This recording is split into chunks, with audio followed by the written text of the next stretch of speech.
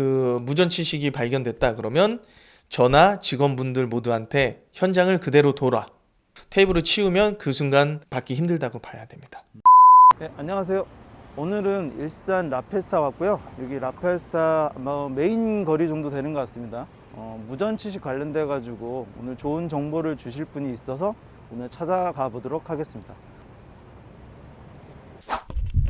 자, 간략하게 자기소개 좀 부탁드리겠습니다. 네, 일산에서 4년 6개월 넘게 고깃집을 운영하고 있는 대표하고 있는 산입니다. 무전취식이 요즘 최근에 많이 이제 발생을 해요. 우리 사장님께서 보시기에는 최근에 이게 얼마나 좀 자주 발생하시는 것 같아요?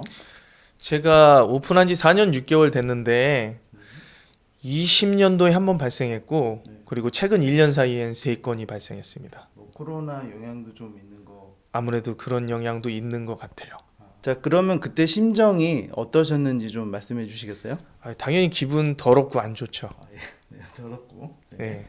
일단 보통 그런 거를 이제 겪고 나면은 사람들이 이제 혼란스러울 거예요. 만약에 무전취식해서 사람이 도망갔는데 내가 이 돈을 받을 수 있을까 없을까? 뭐 이런 것도 고민이 되고요. 주변 분들하고 이런 뭐 내용도 좀 공유를 좀 하고 계신가요? 그럼요. 우선 기본적으로 이제 근처에 있는 자영업자 대표님, 사장님들하고 어떻게 대처하는지 아니면 이런 일이 언제 있었는지 그러고 나서 어떻게 해결했는지 그런 걸 물어보기도 하고요. 그리고 이제 고깃집 창업 카페에서 아니면 자영업자 카페에서 이제 검색해보고 그런 거를 어떻게 해결했는지 그런 걸 찾아보죠. 그러면 혹시 이제 그런 무전취식이 최근에 많이 이제 자주 발생하는 이유가 어떤 이유라고 좀 생각이 드세요? 모르겠어요. 아무래도 코로나 때문에 영향이 있는 것 같긴 한데 제 사건의 같은 경우는 의도적으로 무전취식을 한 건은 아니었어요. 내 건다. 예, 의도적으로 한 거는 아니었고 아예 들어와서 뭐 몰래 먹고 나가려고 한 거는 아니었고 대부분이 이제 일행들이 결제를 했다고 생각하거나 아니면 가족 중에 아버지가 결제하고 나갔겠지 하고선 그냥 나간 경우가 대부분이었습니다. 그때 상황을 좀 이렇게 설명을 좀 부탁 좀 드릴게요. 20년도 그때가 아마 더울 때였으니까 한 7월 정도였어요. 네. 그때 가족이 한 팀 오셨거든요. 네네. 부부 오셨고 아들하고 딸 이렇게 네 분이 오셔서 고기랑 뭐 술하고 뭐 이렇게 해서 그때 한 95,600원인가 한 10만 원 가까이 드셨어요. 그러고 나서 그때가 좀 많이 바빠가지고 가득 꽉 차 있을 때였었거든요. 그런데 네네. 남성분 아버지가 오셔서 그냥 이쑤시개 좀 달라고 그래서 이쑤시개 받으시고 그냥 나가셨어요. 그래서 밖에서 담배를 한 대 피시고 그 다음에 한 3, 4분 정도 있다가 그 나머지 어머니하고 아들, 딸이 그냥 3명이 그냥 나가더라고요. 그냥. 예, 그냥 나갔어요. 근데 그것도 한 10분 정도 몰랐죠. 왜냐하면 정신없이 바쁘고 막 그랬었을 때였으니까 당연히 뭐 잠깐 나갔거나 그랬더니 옷 같은 건 다. 여름이었으니까 뭐 특별히 옷 같은 게 네. 많이 없었죠. 그쵸, 예. 그쵸. 네. 그래서 그러고 나서 계속 안 보이신다고 그랬길래 이제 직원이 안 보인다고 그랬길래 가서 찾아보니까 없더라고요. 그래서 CCTV를 찾아봤더니 그냥 나가신 거예요. 다 결제 안 나가신 하시고. 예. 그러면 그때 그 사건 말고 또 있었나요, 혹시? 그 사건 말고는 21년도 겨울에 네네. 이제 코로나 한참 심할 때 그때는 안심코를 할 시기였어요. 의무적으로 받아내야 될 네네, 시기. 맞습니다. 그래서 그때도 두 분이 술하고 뭐 이렇게 드시고 한 84,500원 정도 드셨어요. 그리고 드시고 나서 담배 피러 나가신 후에 그냥 가셨어요. 그러면 두 개의 사건을 이렇게 종합을 해보면 네, 이 사건은 어쨌든 해결은 하셔야 되잖아요. 그렇죠. 그러면 어떤 식으로 일단 접근하셨는지 해서. 그래서 그때 이제 어떻게 해야 될지 모르기도 하고 막 그래서 막 사이트도 찾아보고 주변 상인분들한테 물어봤더니 그러면 그거를 그대로 상태로 보존하고 테이블을 치우지 말고 이제 영업이 마감될 때까지 왜냐면 손님이 계신데 경찰이 왔다 갔다 하거나 그러면 안 되니까 그렇죠. 예, 그러면 그때 사건 현장은 보존을 시켜놓고 그렇죠. 그대로 보존시켜 놓는 거죠. 경찰이나 이제 이런 이제 도움을 청할 때는 이제 영업이 종료된 시점에서. 그렇죠. 예. 왜냐면 영업은 해야 되니까. 그렇죠. 안 그러면 지금 영업하는 중에 경찰이 오거나 그러면 손님들이 식사하시는데 불편하잖아요. 괜히 또 무슨 사건이 일어났나 막 이렇게 좀 궁금해하시기도 하고 그러니까 그러기 때문에 그 테이블은 쓰지 못하고 그냥 그대로 놔뒀죠. 그러면 그 상태를 그대로 두기만 하면 되는 건가요? 예, 우선은 그대로 두면 돼요. 테이블 치우지 않고 그대로 두고 영업이 끝나고 손님 다 가신 후에 112에 이제 무전취식으로 신고를 했습니다. 그럼 경찰은 몇 시쯤에? 경찰은 바로 와요. 한 10분 정도 지난 후 10분 전후 내로 이제 신고 접수하고 바로 와요. 그러면 이제 그때 경찰이 그런 내용에 대해서 이제 문의를 해요. 몇 명이었고 뭐 이런 데에서 이제 문의를 하면 그 전에 제가 이제 그런 내용들을 준비를 해놓죠. CCTV로 보고 나서 몇 시에 들어왔고 몇 시에 나갔고 그다음에 얼마를 드셨고 인상착의나 이런 거를 준비해서 조서를 적습니다. 그 자리에서 적나요? 네네, 그 자리에서 이제 적죠. 다 적고 난 다음엔 그 다음에 진행은 어떤 식으로? 조서를 적고 나서 이제 얘기를 하죠. 과학수사대를 요청을 합니다. 그 과학수사대 요청을 하는 거는 우리 사장님께서 하시는 거예요? 예, 제가 요청을 해요. 별도로 비용이 드나요?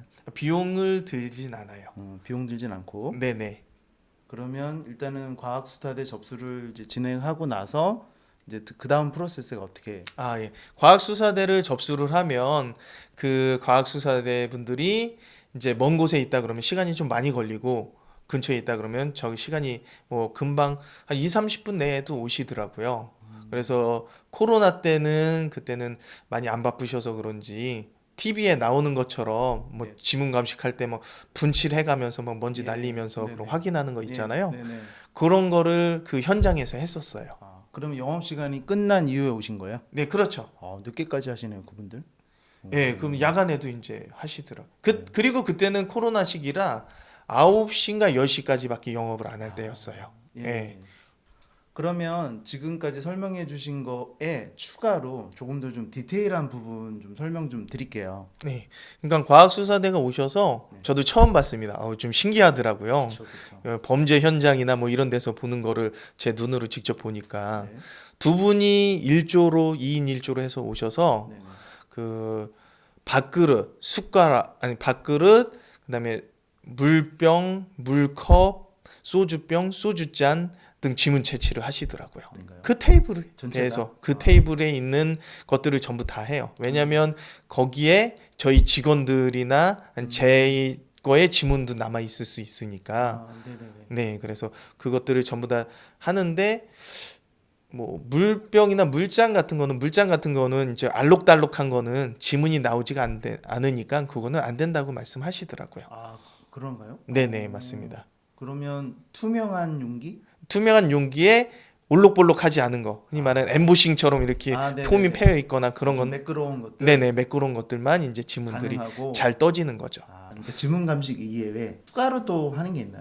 그때는 손님이 그때는 안심코를 무조건 하던 시기였기 때문에 손님한테 제가 안심코를 요청을 했었어요. 그래서 안심코를 받았기 때문에 그 안심코를 한 시간을 그 과학수사대 분들이 이제 확인해서 가져가시더라고요.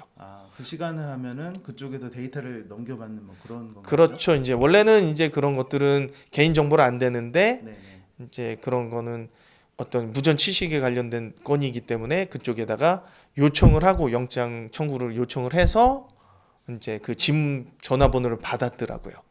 그래서 그 건은 안심콜로 해서 이제 해결된 사건이었습니다. 그럼 바로 그분 이제 그 손님한테 고객한테 전화를 해가지고 지금 결제가 안 되신 거 알고 있냐 이런 식으로 경찰에서 진행을 하는. 그렇죠. 이제 제가 하는 거는 아니고 그 형사분들이 연락을 하시는 거죠. 이런 몇 월 며칠 어느 음식점에서 뭐 얼마 금액을 결제를 안 하시고 가셨다. 그거 알고 있느냐? 결제 만약에 했다고 그러면 그 어떻게 결제한 내역 보내달라 이렇게 해서 결제를 안 했으면 이제 그러면 계좌번호를 알려줄 테니까 그 계좌로 입금을 해주든지 아니면 직접 매장에 가서 결제를 해라 이런 식으로 이제 중간 역할을 해주시는 거죠. 어쨌든 그 우리 사장님께서 좀 기지를 발휘해가지고 누락되는 매출을 좀 잡으시긴 했네요. 네, 그렇죠. 그러니까 그런 내용들을 제가 사전에 정보를 알지 못했으면 아마 그냥 오늘 뭐 운이 나빴다, 그냥 뭐 똥 밟았네 하면서 그냥 넘어갈 수 있었을 텐데 그냥 운이 좋게 그래도 이런저런 정보를 얻고 나서 이렇게 대응을 하면 되는구나라고 이제 배웠죠. 아까 그 초반에 주변에 있는 사장님들도 비슷한 경우가 있었다 혹은 아니 이런 정보를 공유를 하고 있다라고 얘기를 하셨는데 혹시 그러면은 주변 분들도 그런 사건이 좀 있을까요? 아, 그럼요. 많이 있습니다. 주변에 매장마다 최소한 뭐 1년에 한두 건씩은 있다고 봐야 돼요. 그럼 자영업자 하신 분들이 정말 엄청 많은 숫자인데 그런 거를 다 한 번씩 다 겪으신다고 봐야겠네요. 예, 그렇죠. 그게 그나마 손님들이 의도적이지 않고 그냥 잘못 실수를 해서 진짜 누가 결제한 줄 알고 까먹고 나서 이렇게 가는 경우는 그나마 기분이 덜 나빠요. 근데 TV나 뭐 영상에서 보면 의도적으로 정말 부전취식을 하려고 의도적으로 갖고 와서 아예 하는 경우라든지 아니면 뭐 아예 돈을 안 내려고 뭐 머리카락을 가지고 와서 이렇게 보여주면서 머리카락이 나왔다라든지 이물질이 나왔다라든지 이런 경우도 있다 보니까 실제로도 그런 저는 경우가- 그런 경우는 없었습니다. 근데 다른 분들은 네, 그런 사건이- 경우가 있었어요. 그럴 때는 참 대처하기가 난감하시겠네요. 그때. 그런 경우는 손님이기 때문에 뭐 어쩔 수 없이 비용을 받지 못하는 경우가 대부분이죠. 왜냐하면 그런 경우를 나중에 CCTV를 확인하거나 네. 그렇게 알기 때문에 그 자리에서 CCTV를 확인하면서 이거 당신이 넣었지 않느냐 이렇게 할 수는 없지 않습니까? 그럼 추가로 그 다른 사건이 좀 있을까요? 아, 네. 그거는 이제 두 건이 더 있는데요.